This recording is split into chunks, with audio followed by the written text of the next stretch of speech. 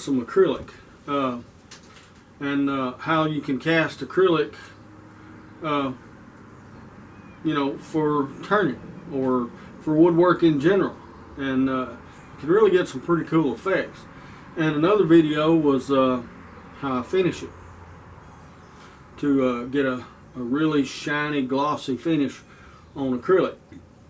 Well, a lot of questions kept coming up about how do you make your molds, the silicone molds. In my last video I showed different ways that I've molded pen blanks and, you know, things like that. So but people kept asking how do you make the silicone molds.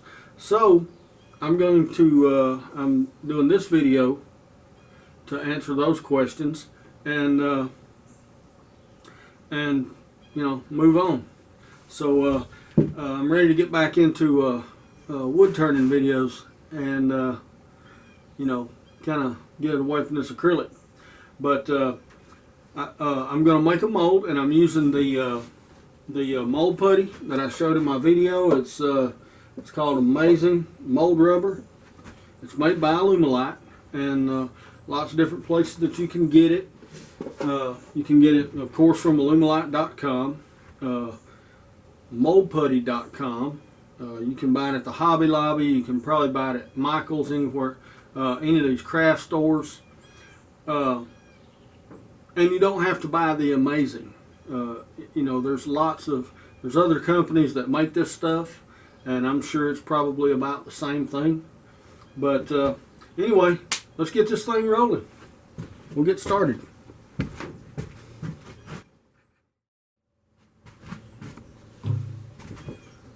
Well, all right. Some of the things you're going to need is you're going to need your silicone, your base, of course. You're going to need the activator and the little measuring thing that came with the mold putty to measure the activator out for you. Okay. Then you're going to need a base to make your mold on, and that's I'm just using plywood, which, you know, you could use anything that's hard and flat and you know, won't allow it to stick. It won't stick after I wax it. I'll either wax this or I'll use cooking spray. Either one will keep the mold from sticking. And then you're going to need your outside form, and this is going to contain everything. And I just cut it out of hdpe plastic.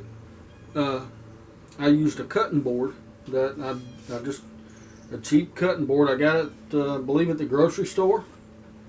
I cut it in 1.5 inch strips, and then I just cut it up and made this little box out of it. Screwed it all together, and now it's ready to contain my molds. You're going to need something to mix everything in. I got my solo cup, and I got a knife for mixing. I've got my kitchen scales to measure out my silicone, and I've got my blank. And what I'm going to use this for is I'm going to cut this down into the exact shape that I want my acrylic to come out of this mold. So if I'm making pen blanks, I'm going to cut 3/4 by 3/4 by 5 inch long, and I'm going to use that as a mold. And if I was molding pens right now, that's all I would do would be just drop a pen blank down in here, and I'm ready to pour. But I'm going to make some scales for knives, handgun grips, things like that, because I want to cast some things like that also. And I'm just going to make it out of this 2x4 piece of scrap, and I'll get started on that right now. Okay, well, I just begin by cutting down my form, which is basically, it's just a blank of what I want my acrylic to look like when it comes out of my silicone mold.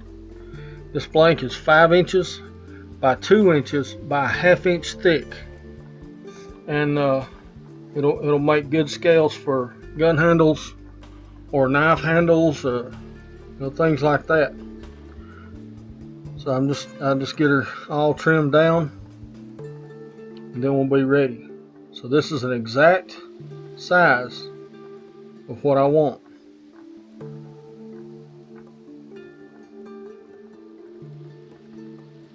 There we go. Then I'll sand it, and I'll sand down all the sides and all. The smoother you get your blank here, the smoother you can get it, the better the finish will be on the acrylic when you pour it, and when you cast it out. If it's a smooth enough finish, you'll end up with a really high gloss finish on it.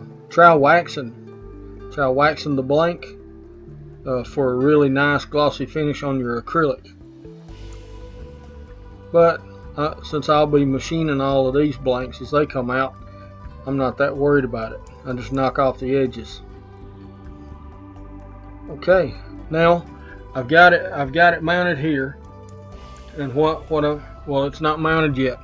I was checking it. Now I'm gonna just hot glue it down to the base, very thin, because silicone can run up under it,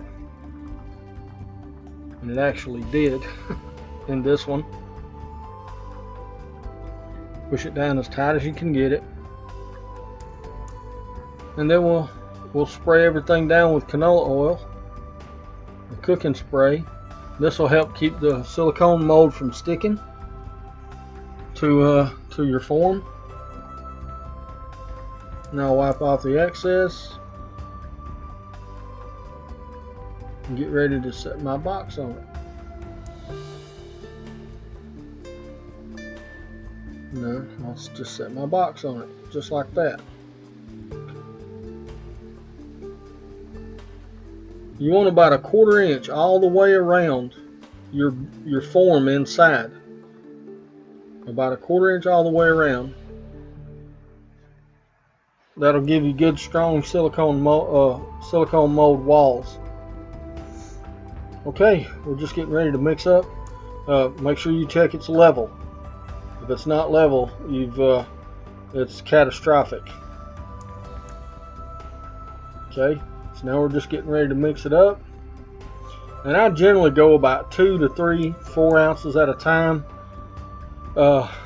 I'm almost out of the resin of the silicone rubber in this batch, but I have another box if I need it. So I'm just going to pour all of this in there. And with the little measuring cup for your activator, 2 ounces is 1 full cup. So it's pretty easy to calculate that way. So we'll see. I've got, about 3.5 ounces, something like that. So I'll fill the cup up 1 full time. Pour it in, and then about 3/4 second time. All right. We'll mix it all up real good. And you want to mix this until you don't see any of the activator left. It'll start leaving streaks in there. Once it's all one continuous color, then you're good to go. Then you're ready to pour. And then I just start pouring. Well, right here you can see it. There's a 1/4 inch all the way around, and I want to pour about a 1/4 inch above it also. So here we go. And we're just going to pour it in, and it'll all self-level. You don't have to worry about that. And I didn't quite have enough on this. I had to mix up a little bit more. I generally mix it up 2 ounces at a time because that's 1 full activator cup. And I mixed up two more ounces for this.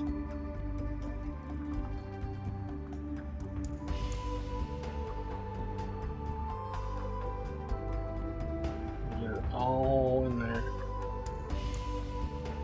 And like I say, it'll form to any even the smallest scratches that you have in your form will show up on your acrylic when you cast it in this mold. Okay. All right, it's been about 3 hours. Or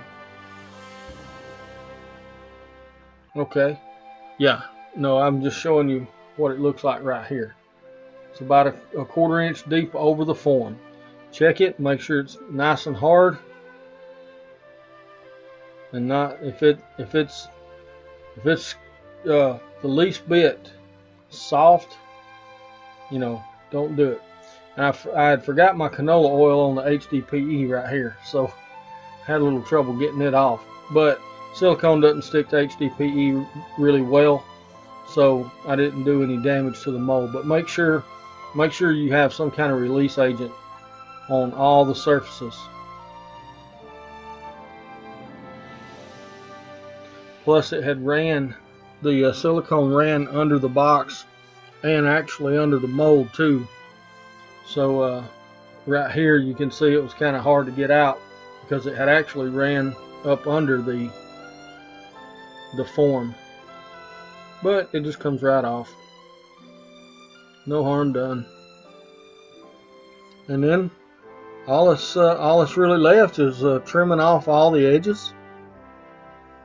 So trim them off right quick. Most of the time you can just pull them off with your fingers, but some of these under that box were kind of thick, you know, so I decided to use scissors rather than take the risk of tearing up my mold. And there we go. We have a mold. It's the perfect size of my blank. So whatever shape blank, if you want circles or whatever shape blank you want, all you have to do is use that. Cast it in silicone. Well, all right. Well, people had asked, and there it is. I make silicone molds. Now these are just simple molds. You can do 3D molds and things like that, but for what I'm doing, this right here is perfect.